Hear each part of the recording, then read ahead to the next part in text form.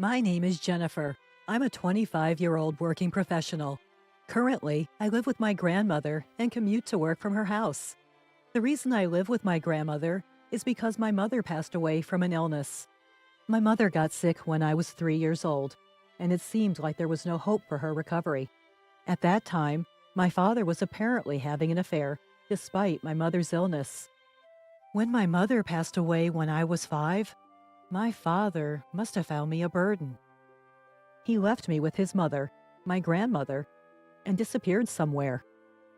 Having no siblings and losing both parents, I ended up being raised by my grandparents.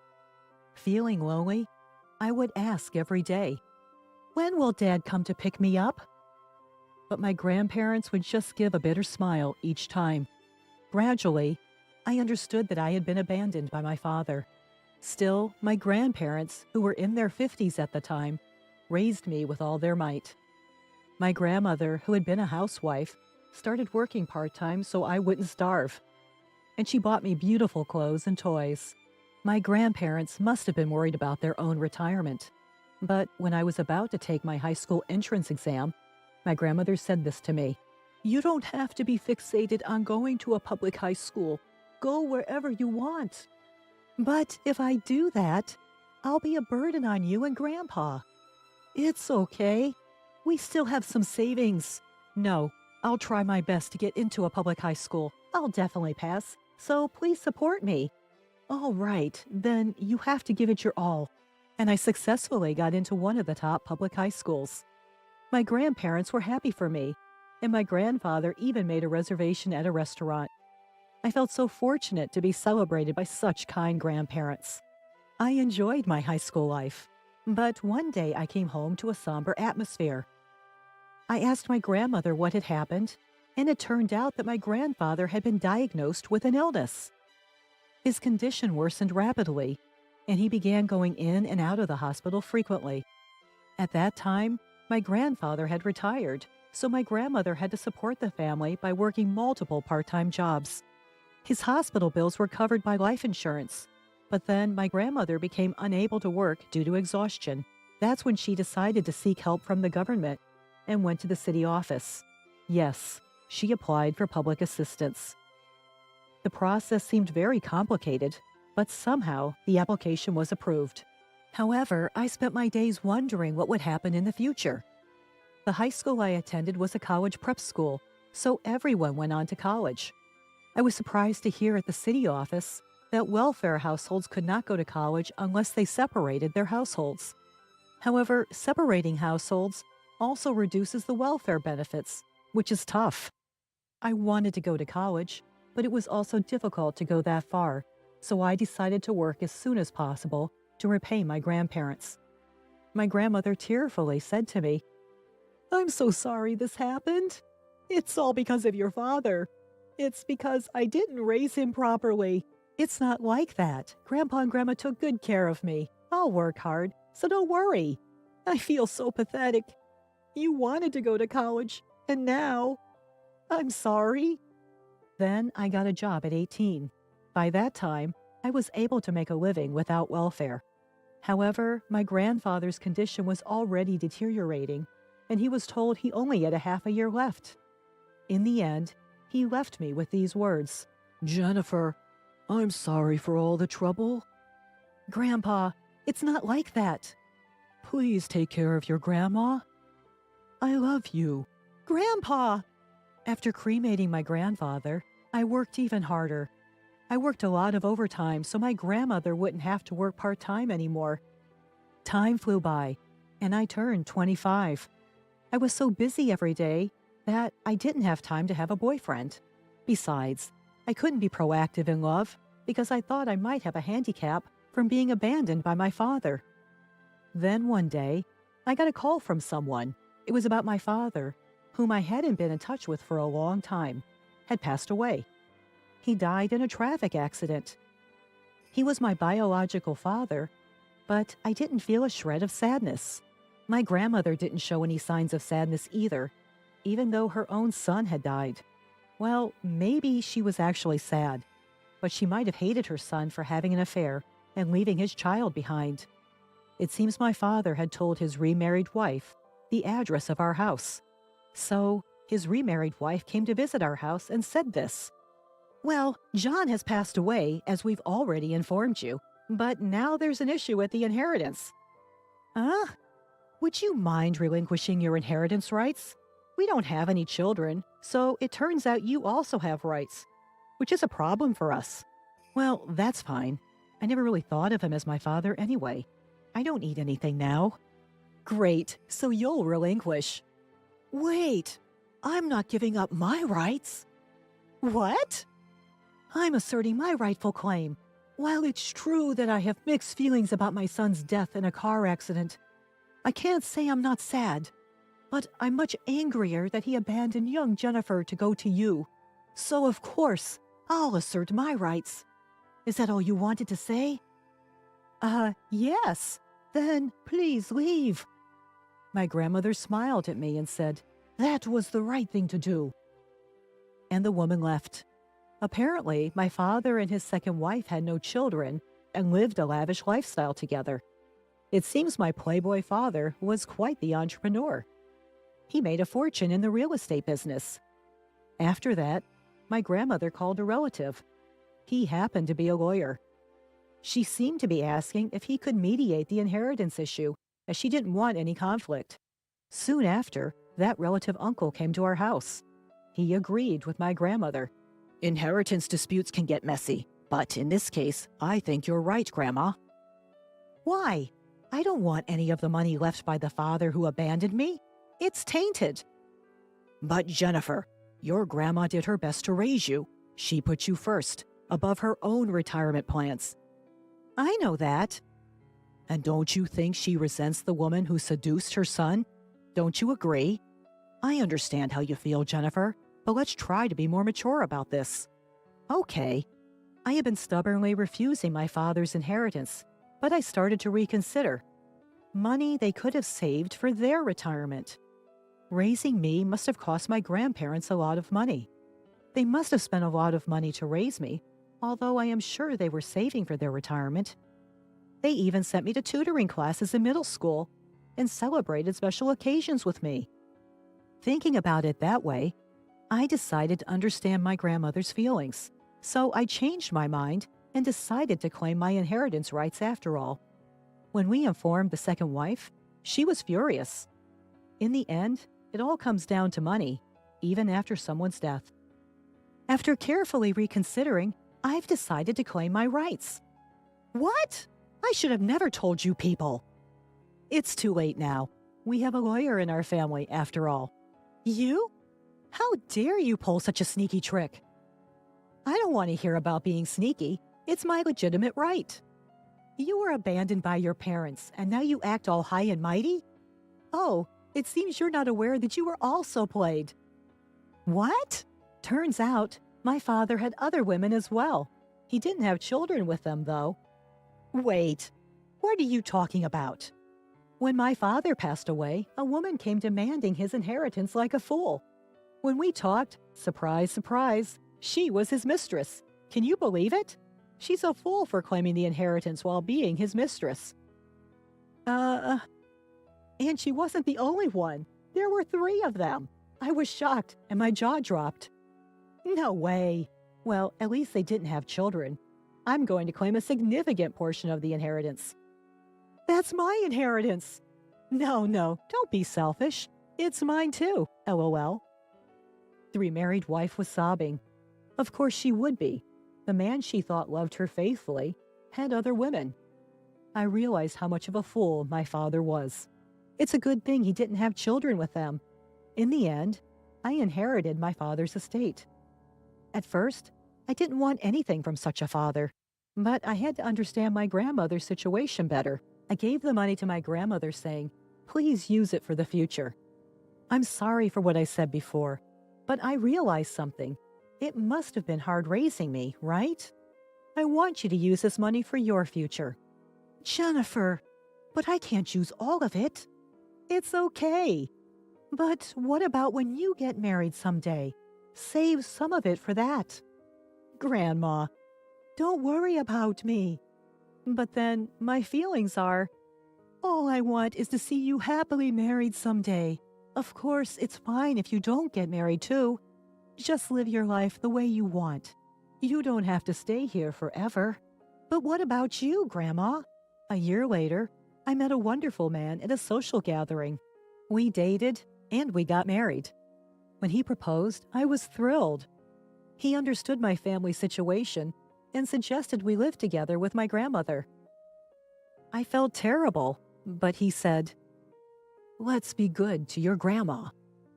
At the wedding, my grandmother cried her eyes out. I felt like I could finally repay her kindness that day. I'd be happy if I could become even more dependable and put my grandmother at ease in the future.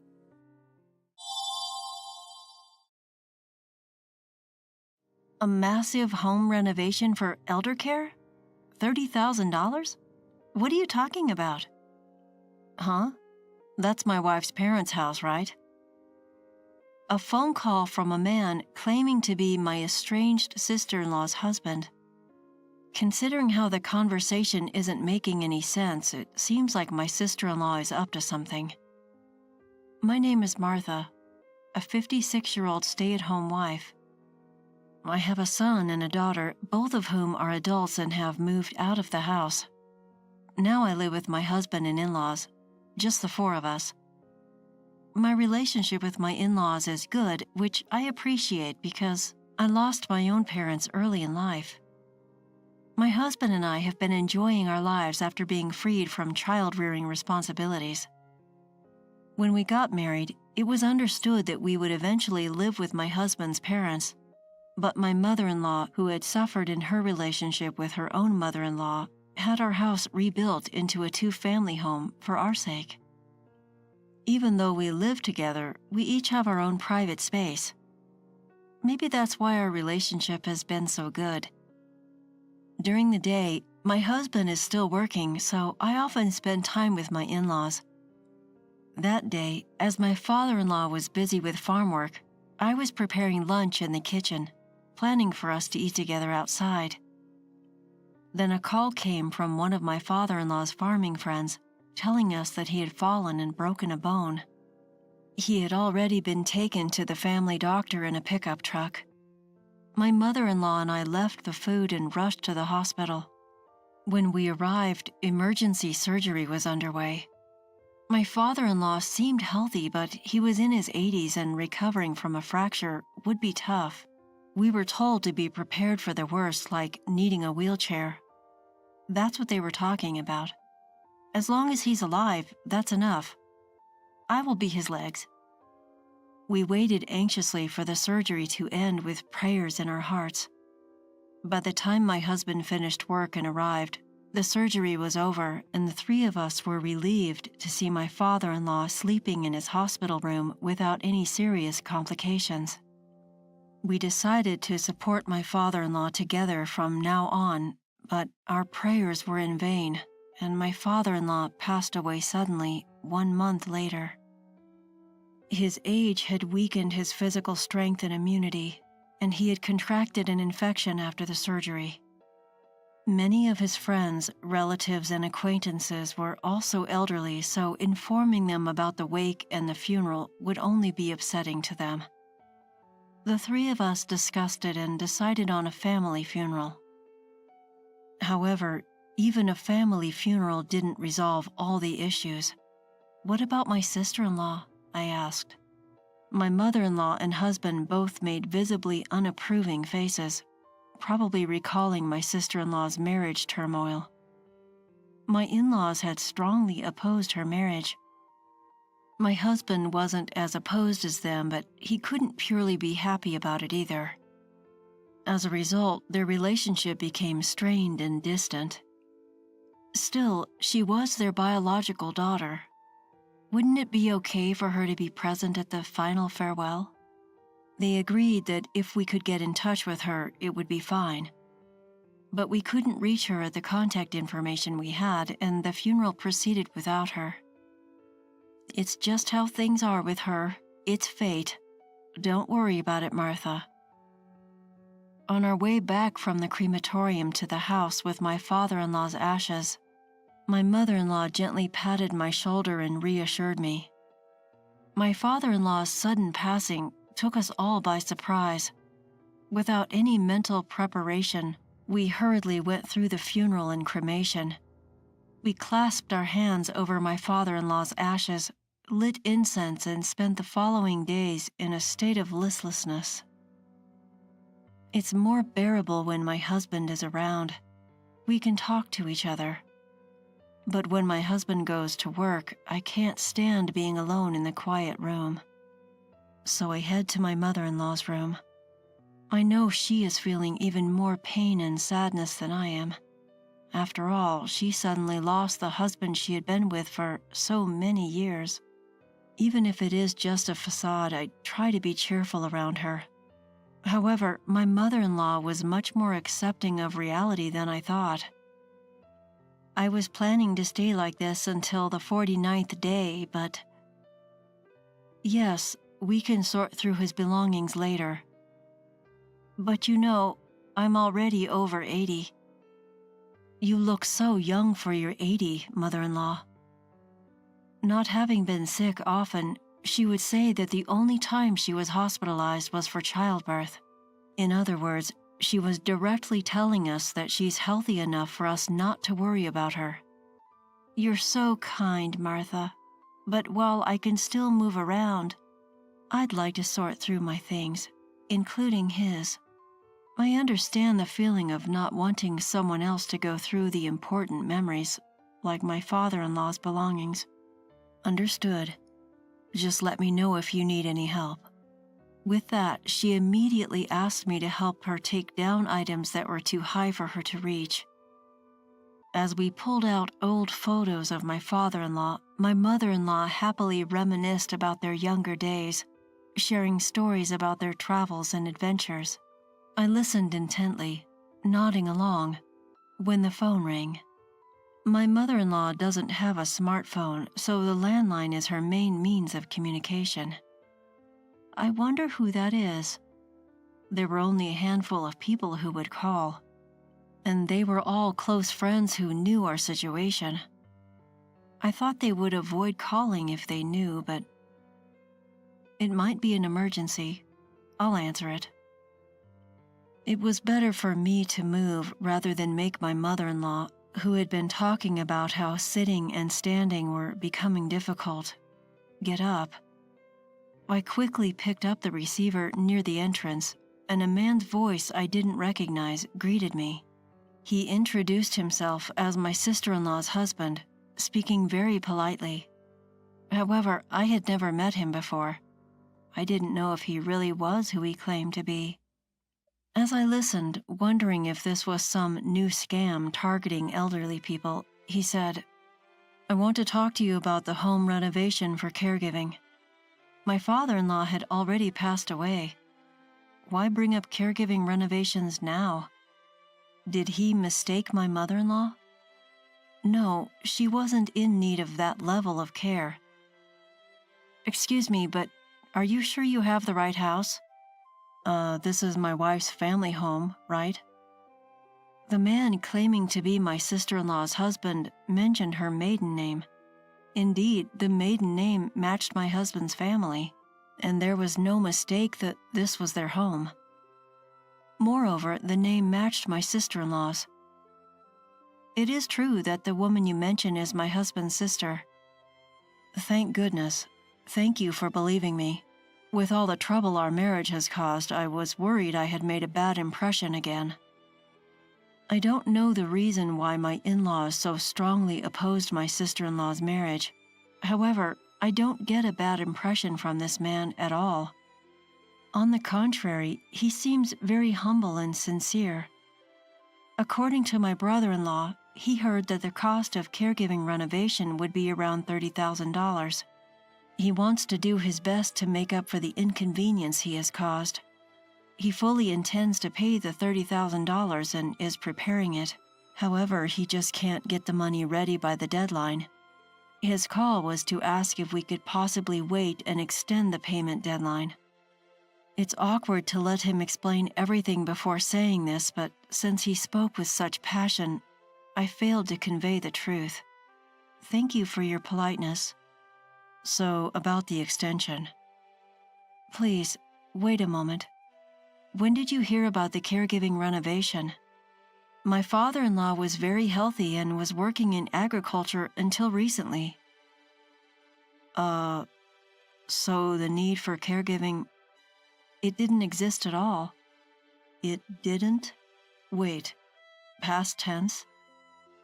Yes, my father-in-law passed away. We just finished his funeral and cremation the other day. I see. Well... I could picture him panicking on the other end of the phone. He must be confused by the difference between what his wife told him and the truth I just shared. It just didn't make sense to him. He slowly told me that he had caused a lot of trouble for my in-laws when they got married. He had heard from his wife that her father needed care and he intended to provide financial assistance as an apology for the trouble he had caused. He told me all this. Feeling that he was being honest, I asked him how the story of my father-in-law needing care came up. It had come up a few years ago. At first, he seemed to be sending a fixed amount every month as a contribution to caregiving expenses. However, it was clear neither my father-in-law nor mother-in-law had heard of such a thing. If they had known, my mother-in-law would have invited him to the funeral. He said, her mother was grateful and that it helped, so I thought I was slowly being forgiven. If you were being forgiven, wouldn't she talk to you? That's true. Moreover, the amount of money sent each year seemed to be increasing. He had been sending more money every month, assuming we had asked for additional support, something we had no recollection of. So none of that money has reached you.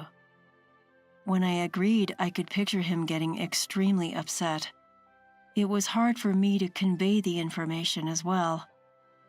As I was listening, I thought that maybe my sister-in-law, I couldn't quite say you're being scammed, but he said, you don't have to be considerate. I'm being scammed, aren't I?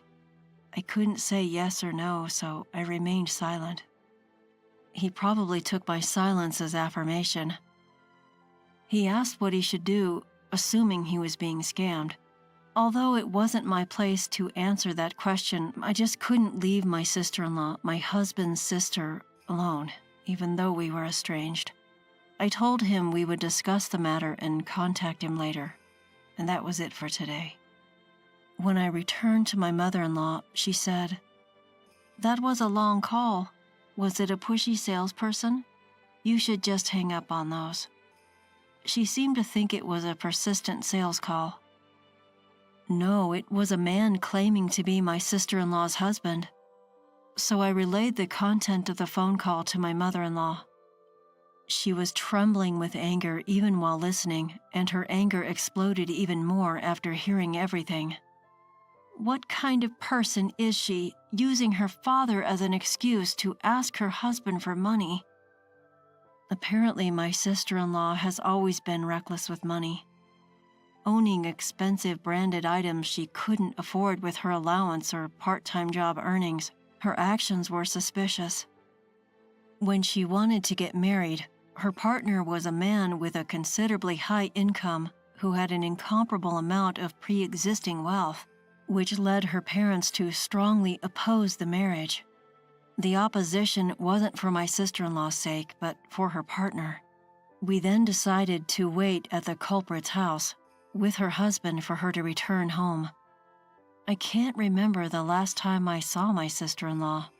When she decided to date her then-boyfriend with the intention of getting married, she introduced him to her parents and brother. There was a commotion about my sister-in-law's marriage, but since I was not yet related to my in-laws, I did not attend. So this would be my first time meeting my sister-in-law's husband. As I had perceived over the phone, he seemed to be a sincere person with a pleasant demeanor. I had heard he had high income, but he didn't seem to be living lavishly. He seemed to be trying to live a modest life, but if one of the reasons for this was my sister-in-law's lies, it must be a complicated set of emotions. reuniting with my sister-in-law after several decades. My sister-in-law, who would never have expected her mother to be there at her home, was so surprised that her eyes widened as she stood frozen. The impression of my sister-in-law that I remember was one of someone who liked flashy things, but the sister-in-law in front of me was flashy to the point of being gaudy and lacking any sense of style, which was painful to watch. The three of us had agreed beforehand that we would go along with my sister-in-law's story at first. We decided not to touch upon the fact that she was lying. "It's been a while. I'm glad to see you're doing well." When my sister-in-law was suddenly spoken to with kind words, she stammered while responding to her mother. She probably thought her lies had been exposed and she was going to be yelled at, but she seemed confused by the unexpected kindness. "I wanted to see your face after all this time. Have you been doing well?" We didn't tell her the truth about her father's passing and maintained the pretense that he was still alive. I also apologized for not having been in touch and gave a suitable greeting. My sister-in-law said humbly that she was glad her mother seemed well and that she had been worried about her. However, she did not mention her father. It would be terrible if the conversation turned to her father and the topic of caregiving expenses slipped out of my husband's mouth.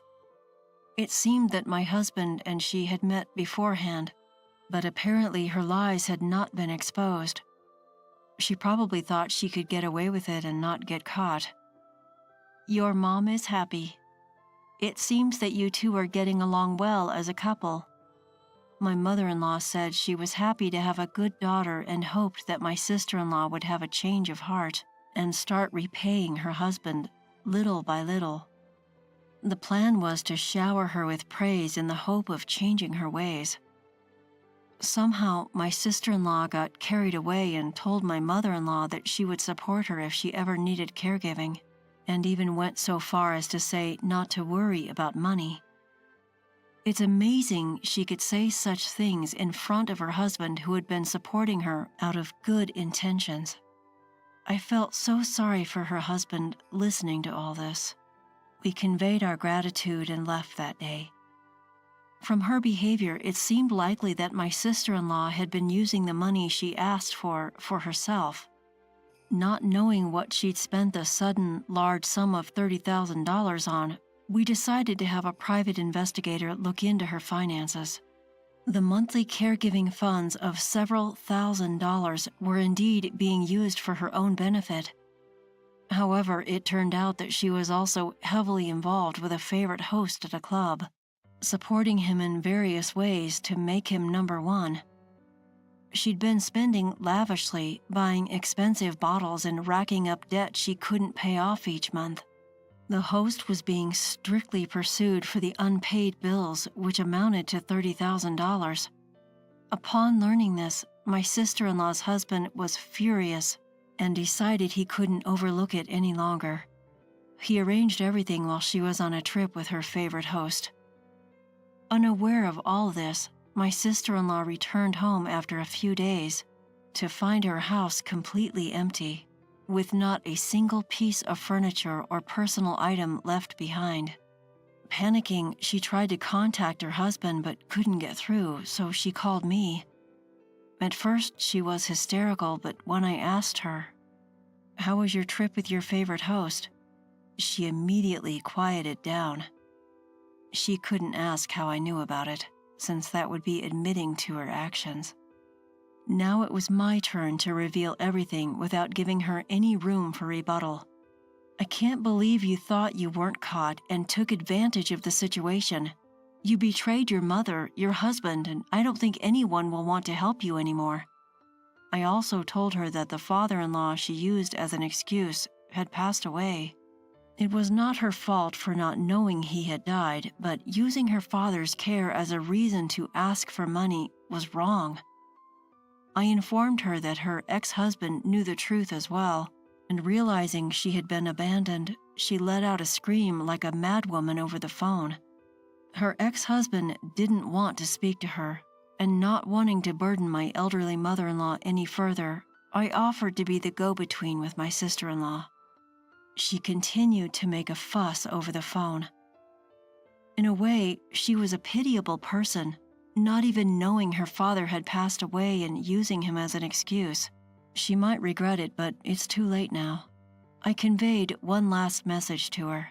Your ex-husband said he's going to demand full payment for the money you gave to the host. You'll have to figure out how to pay off the $30,000 debt yourself. Later, she received paperwork from a lawyer. She asked to talk to her husband, but he never agreed.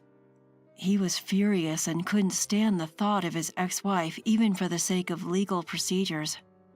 Without any compromise, my sister-in-law was forced to live a frugal life while working.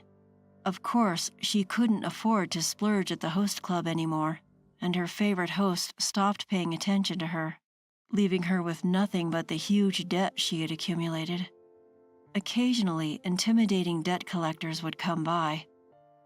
Being naturally timid, my sister-in-law lived in constant fear of the lawyer's notices and the debt collector's visits.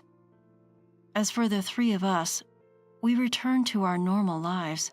It still took some time to sort through my father-in-law's belongings, but we decided to live on, including his share, as a family. Lately, my mother-in-law has started showing signs of decline, and I have a feeling the day she'll need caregiving might be close. Since we couldn't do anything for my father-in-law, my husband and I agreed to do our best for my mother-in-law. I should have been brimming with happiness, finally owning the home of my dreams. But instead, I dread every upcoming weekend. Why? Because my husband's parents visit every single week, and I'm treated like a maid every time. Far from getting a break from the stress of work, I only grow more exhausted with each day off. I reached my limit and decided to invite my own parents over, hoping that it would deter my in-laws from visiting. But my husband lashed out at me, bellowing, "Don't you dare invite your parents. If you don't like to live here, you can get out." Well, fine, I'll leave. He'll be the one to regret it. My name is Emma. I've been married to Michael for 5 years. We were previously living in a rental, so we've been planning to buy our own house soon. Michael's parents got wind of this. "Oh, Emma, Michael told us about your plans. You're finally buying your own house, huh?" "Yes, that's right. If you need any help looking for places, just let us know. We're more than happy to help." "Ah, thank you. How about visiting some open houses soon?" I had plans on carefully selecting our new home with Michael, but my mother-in-law seems keen on being involved with every step of the property search. Just yesterday, she showed up unannounced with a brochure for a plot of land that's up for sale. "Emma, what do you think about this property? It's near the subway station and it's spacious enough for a duplex house." "A duplex house?" Apparently, they're planning on moving in with us. That's why they've been sticking their noses in our property search. She's been constantly chiming in with suggestions like, "It would be better to live nearby the subway since it's a hassle to walk," or "It would be convenient to have a supermarket nearby." And here I thought she was just looking out for us, but all along she was just stating her own preferences, thinking that she'd be living there too. I immediately relayed this to Michael. "Michael, your mother came over this afternoon with a brochure for a plot of land that's for sale. It seems like she and your father want to live with us." Yeah, she did mention something like that." "What? You heard it from your mom? Why didn't you tell me such an important thing?" "I thought we could talk about it once it was more concrete. Do you object, Emma?" "Well, yes, because I was thinking that we'd be living you and me. And besides, your mom and dad are still healthy, aren't they? I can't predict far into the future, but I think right now it would be best if we lived separately to maintain a good relationship." "I see. I understand how you feel, Emma." Michael listened to my feelings and was able to convince his parents that we're not planning to live together right now. After hearing Michael's reasoning, it seems his parents finally gave in. I thanked him again for handling the situation so well. "Thank you, Michael." "No problem, Emma. If you're against living with them, then we won't force it. Instead, let's have my folks visit our new home often after we move in." "Of course." After that, Michael and I found the perfect place, and we were finally able to get our own home. Once we moved in, his parents came to visit our new home right away. "Emma, congratulations on the move. What a nice house you have." It seemed that his mother was satisfied with our new home. "Please feel free to visit any time." I told her this with a gentle feeling, and that day, the 4 of us shared a meal around the dinner table. The following weekend, I suggested to Michael that we go buy some decorations for the living room, but he seemed disappointed and told me, can we postpone the shopping for another time? Do you have plans for the weekend? My folks said they wanted to come over. What? They just visited last week. Well, they seem to really like this house. You did say feel free to visit anytime, right, Emma? Well, yes, I did say that, but... Could you make dinner and entertain them a bit? After that, his parents started to visit our house every single week, and every time they visited, they became increasingly demanding. Emma, it's been so hot lately that I'm feeling a bit drained. Something light like noodles would be fine for lunch, but for dinner, I'd like something hearty like steak. Emma, do you know the new pastry shop near the station? It's all the talk around town, so I think it'd be perfect for dessert. Could you buy some? They would come over early in the morning, boss me around, not help with any household chores, and then leave. From the second visit onwards, they would even assume that it was okay to stay over. We're the type who enjoys a good breakfast, so could you have it ready for us first thing in the morning? The demands of my in-laws kept escalating. Between taking care of them, I barely had a chance to rest on weekends due to work fatigue, leaving me even more exhausted. I reached my breaking point and sincerely pleaded to my husband, Michael. Michael, I really want your mom and dad to stop staying over at our place every weekend. We can't help it. They said they want to come. Well, you could just refuse them. Between working on weekdays and caring for your parents from morning till night on weekends, I have no time to rest. Think about it. If we were living with them, it'd be every day, not just the weekends.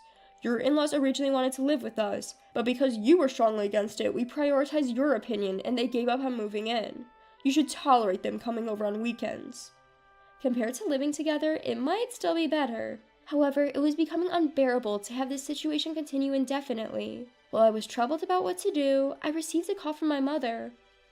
Oh, Emma, are you doing well? Sorry, Mom, I haven't been calling you. I'm managing somehow. Really? You sound down. Are you okay? Well, actually... I told my mother that I had been troubled by my mother-in-law's frequent visits since moving. Upon hearing this, my mother sounded concerned and said, That must be tough. I imagine you would be busily settling in after moving and buying necessary items, so I've been refraining from contacting you. Because my in-laws visit every weekend, I still hadn't invited my own mother to our new house. If I invite my mother, maybe my in-laws would refrain from coming over that weekend. That evening, I suggested this to Michael when he came home from work. Hey Michael, I want to invite my parents over this weekend. Is that okay? However, his response was unexpected. No way, my parents already planned to come over this weekend. But your parents have come over so many times already. My parents hadn't been over even once. That's because your parents haven't said they wanted to come. My mother has been considerate, waiting for us to settle down. She really wants to come. Oh, really? Well then, invite your parents over when mine aren't coming. They've waited this long, they can wait a bit longer. Don't you think it's strange to always prioritize your parents who are always over here? Can't your parents refrain next week? You're my wife now. It's only natural that we prioritize my parents. Anyway, tell your parents that this weekend is not good. I don't want to do that. You should just not invite your parents. If I can't call my parents because of that, then your parents don't have to come to my house anymore either. Since they've given you to me, they are prepared to not be able to see your daughter, right? Wait a minute, that's absurd. Why can't I invite my parents? Regardless of having a married daughter, isn't it natural for them to want to see their family? Despite Michael's stubborn refusal, I made this proposition to him. Okay, let's give up on this weekend. Or from now on, let's try to invite each other's parents on a more regular basis, okay? Ugh, that's exactly what I was trying to avoid. If you're going to suggest something that troublesome, we might as well not invite your parents at all. Let's end this conversation. End? We haven't resolved anything yet. In my mind, I've already decided. I'm not going to let your parents come over. If you don't like it, you can leave. No matter what I said, Michael only thought about his parents. He never considered me nor my parents. His refusal to have a conversation and his insistence on his own opinions finally wore out my patience. Fine, if you feel that strongly, Michael, I'll leave. And it'll be too late for regrets. Regrets? Haha, what on earth would I regret if you're gone? Just remember this, I won't recognize any apologies. Don't come crawling back wanting to return. Leaving a loudly laughing Michael behind, I headed home. When I told my parents what had happened, they agreed with me that Michael's opinion was unreasonable. My father was particularly angry. A person who can't respect his family is fundamentally wrong. I'm disappointed in Michael. You should stay here and not return to that house. Those were his words to me. I knew I wasn't wrong. Feeling relieved, I made up my mind to pursue a divorce. A few months after leaving the house, I received a call from Michael. Hey, how much longer do you plan not to return? Have you forgotten what day it is this Saturday? He appealed to me in a panicked tone. Oh right, it was the day we were supposed to invite your coworkers over to our new house. Yes, exactly. We've been planning it since we moved, remember? But won't your mother-in-law be coming that day? Why don't you tell your coworkers that my parents are visiting and refuse them? There's no way I can say that. Moreover, I have invited a new boss for my department that day. If I cancel now, it could affect my future at work. I don't care. You're the one who kicked me out, remember? Is this the time to be arguing? Stop sulking and come back already. We need to start preparing for everyone's arrival, or we won't make it in time. I'm not returning to that house.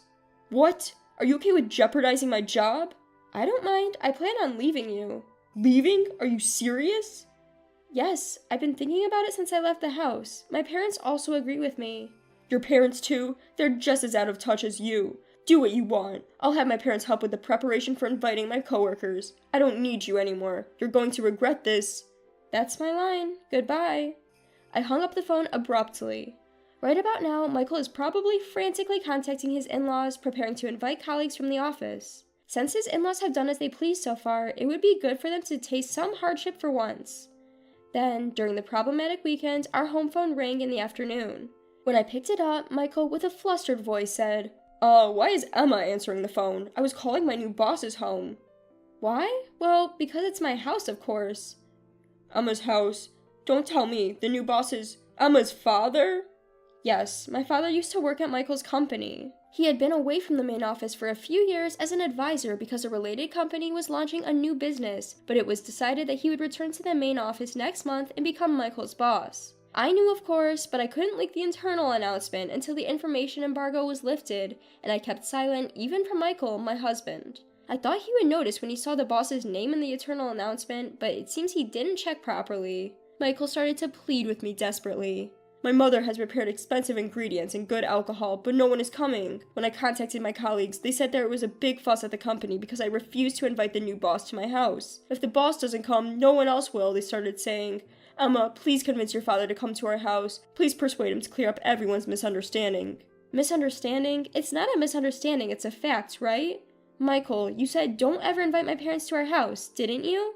I didn't know your father was my boss then. The situation is different now.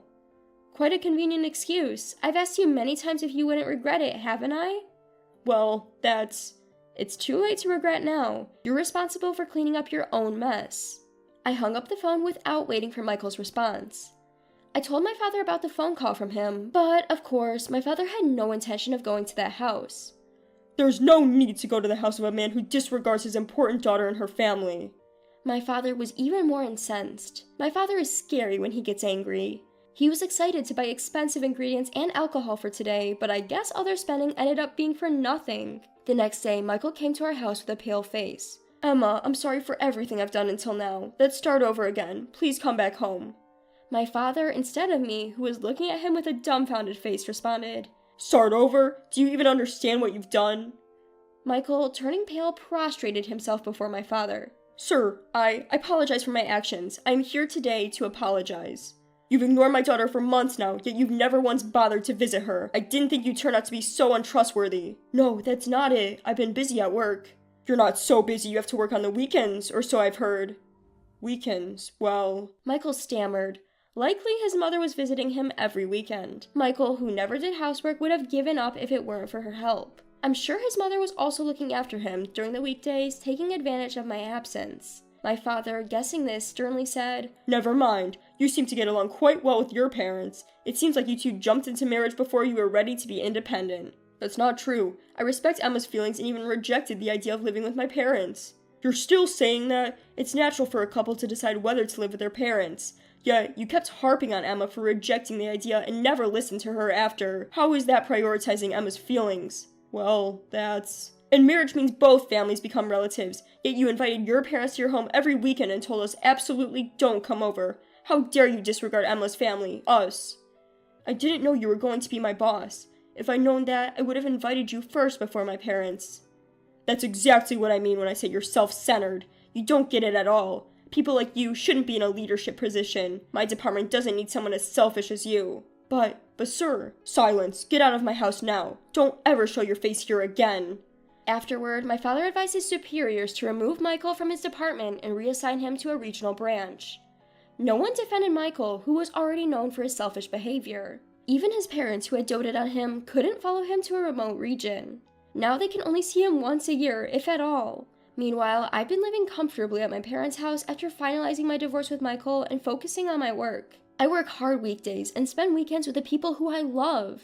When I think back to my past lifestyle when I was not able to live such a normal life, the free life I have now is comfortable and irresistible. From now on, I want to cherish my parents and live at my own pace.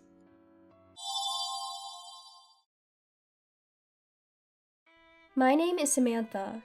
It's been 4 years since I graduated from vet school, and now I'm a 28-year-old working at a dog specialist clinic.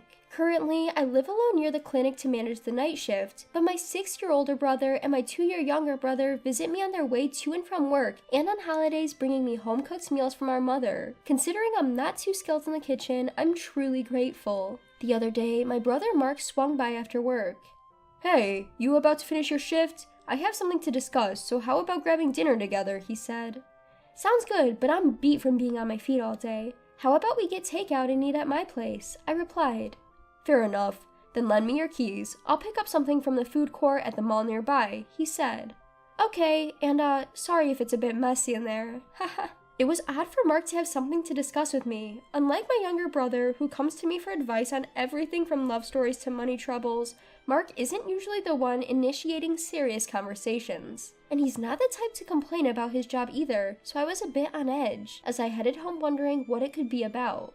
Listen, I understand you're busy with work, but you need to clean up a bit more regularly. You can't even invite a boyfriend over with the place looking like this, haha. Mark chuckled. Hey, mind your own business. I've been working a lot of night shifts recently. By the time I get home and wake up, it's nearly evening. Between catching up on household chores and going back to work, it becomes too late to start vacuuming. If it comes down to cleaning or doing laundry, laundry wins, I retorted. Well, at least take out the trash more often, haha, he replied. Alright. So, was your big talk just to lecture me on my lifestyle? I asked. No, actually. There's a potential marriage proposal on the table, he said. What? Marriage? Who's getting married? I exclaimed. You don't think I'd be talking about a marriage proposal for you, do you? He smirked. Wait, you mean you're getting married? Are you kidding me? I asked in shock. Whoa, are you calling me a liar? That's rude, haha. He laughed it off. This is my brother Mark. Athletic and outgoing at first glance, he might seem like the picture-perfect professional, but the truth is, he went to an all-boys school through middle school and high school, studied a science major in college, and was always involved in athletic clubs. As a result, he spent most of his student life surrounded by men and struggles with the subtleties of understanding others' feelings, let alone dealing with women. Hearing the word marriage coming from such a brother was quite a surprise for me. Well, to be honest, I still have some doubts, he admitted. So, who's the one marrying you? Someone I know? I asked. Well, you might know her or might not, he mused. Seriously, who is it? I inquired. It's Professor Smith's daughter, the professor who supervised you. Her name is Sarah. I think you both graduated from the same university, but you might not be familiar with her since you were in different departments, he revealed. What? No way! I let out a shrill scream that seemed to come from the top of my head, and for good reason. If my memory serves me correctly, my brother's bride-to-be is a woman who could be described as my nemesis. The university I graduated from is a massive private university with numerous departments and a large number of students. My department, veterinary medicine, was located far from the main campus, so most students graduate with little interaction with students from other departments. However, I joined a board game club that I had loved since I was a child. As a result, I was blessed with friends and seniors from various departments. But the one who threatened the joy out of our harmonious club activities was none other than Sarah, a member of the club next door to ours. Sarah, the daughter of a professor at our university, was a standout beauty even among the in-house students. She was the kind of female student who was always surrounded by admirers in event-based clubs. But when her club was suspended due to activities against the university's regulations, Sarah, with too much time on her hands, temporarily joined our club. Initially, we were perplexed, but we accepted her, hoping to introduce her to the charm of board games. But Sarah's objective was not board games, of course. She was there to stir up the club, quite literally. One couple that fell victim to her was my best friend Linda and Jack. Linda and Jack were an official couple since high school and enrolled in the same architecture department. They had a dream of owning an architecture firm together in the future. However, Jack fell easily before Sarah's tricks. On our way back from a trip with other female friends, when Linda and I stopped by Jack's apartment to deliver souvenirs, we ran into Sarah wearing his shirt from inside his room. "What is this? Why is Sarah here?" Well, this is... "Don't dodge my question, answer me. And Sarah, you answer too. Why are you doing this?" "Hey, don't make a scene. You're being a nuisance to the neighbors, you know." "Haha. Besides, I had no idea he had a girlfriend. Ha ha ha. So you're saying you were behind Linda and the others breaking up, weren't you?" Is that true? Does that mean you've done this with Bob and Mark too?" "Cause trouble? That's a mean way to put it, ha ha ha. I just thought that he wouldn't break up with his girlfriend over a meal or two. If he likes me that much, well, I can't help it, can I? Ha ha ha." As an excuse, it's a pretty terrible one. Jack, what about this woman do you like so much that you betrayed Linda? Wait, Sarah, you're joking, right? You're serious about me, not like with Bob and Mark, right? Tell me that's right. "What? Serious? Me with you? That's obviously impossible, ha ha ha." No way. Just think about it. Do you really think a man like you, out of nowhere, could be a match for me? You touched a star for a moment, so you should cherish that as a lifetime memory.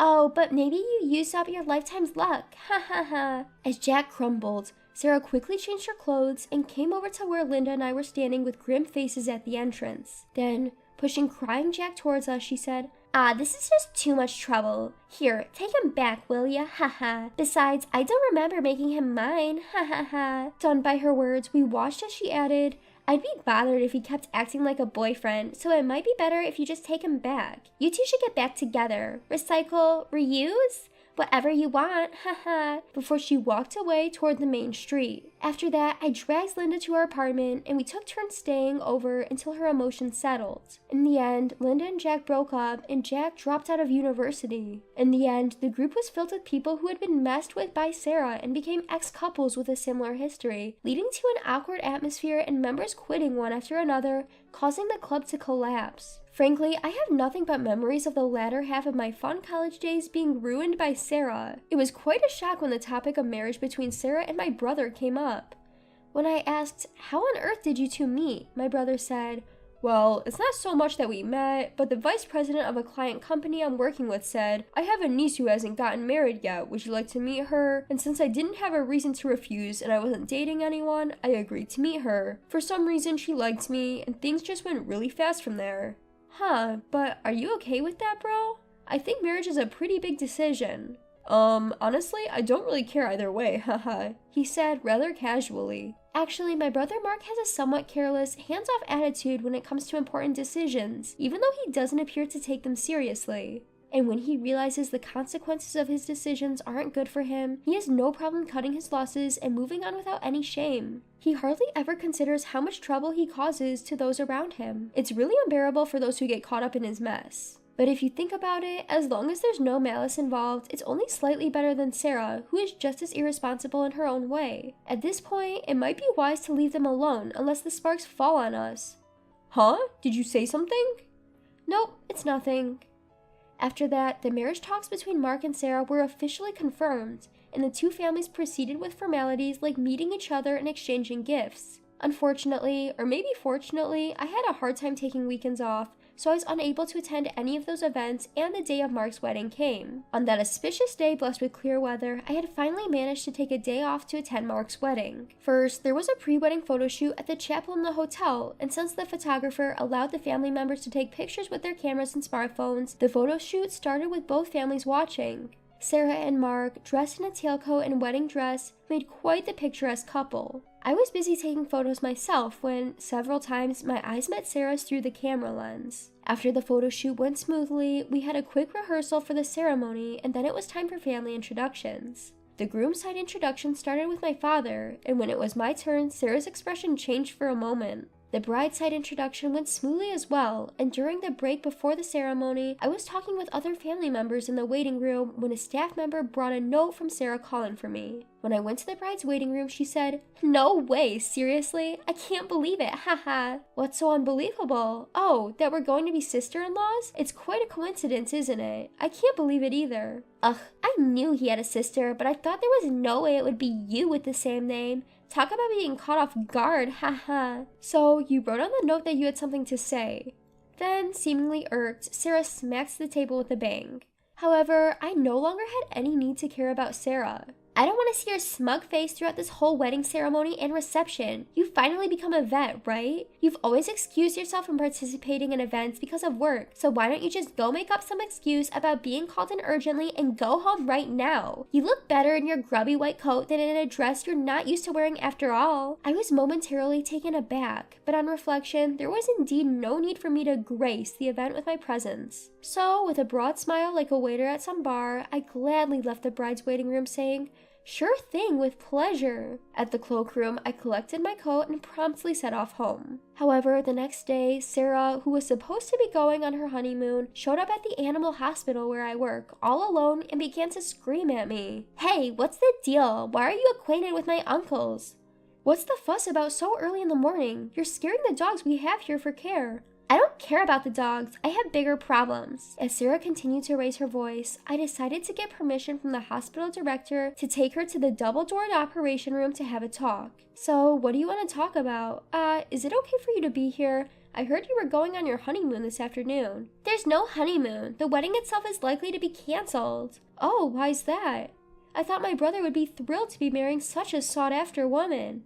"That's what I thought too, but after the reception yesterday, he was talking for a long time with my aunt and uncle, and then he suddenly said, 'I'm calling off this wedding.'" "Oh, really? My brother has quite a bold move, doesn't he?" "It's not funny, and my aunt and uncle, instead of reprimanding him, they started saying things to me like, 'We won't consider you our niece anymore, you ungrateful, shameless girl. We don't know a daughter like you. You must have done something, confess.'" At that point, I explained that I had not done anything on my end, just that I happened to know Sarah's aunt and uncle. After the family introductions, I had a conversation with them saying, "What a coincidence," and was then told by Sarah to go home, so I just went home. But then I got a message from Sarah's aunt and uncle, who found it strange that I didn't attend the wedding or reception, and I just answered honestly to their questions. "Honestly, what did you tell them?"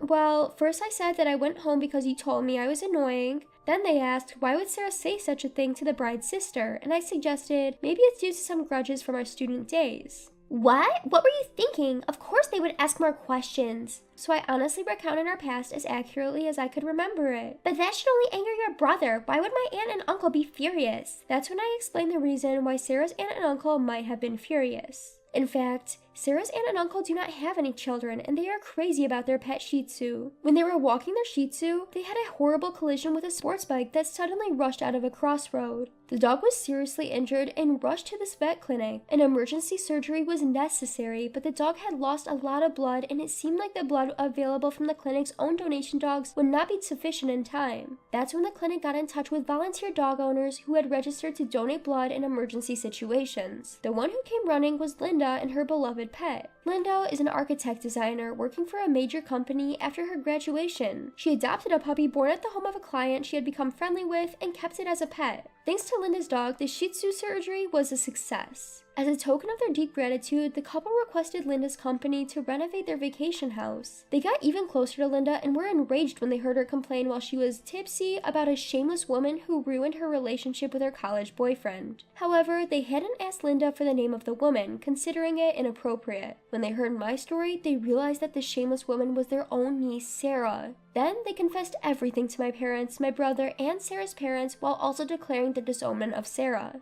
My brother, for whom Sarah was a precious niece of a major client, no longer saw any point in marrying her, as her value as a sales point vanished. However, I didn't understand why Sarah's parents were also furious and kicked their daughter out. After all, Sarah's father, Professor Smith, was also my teacher back in college, was known for his deep love for his daughter, and had always been the one to clean up her messes. My father is also close to retirement. He was planning to open a vet clinic.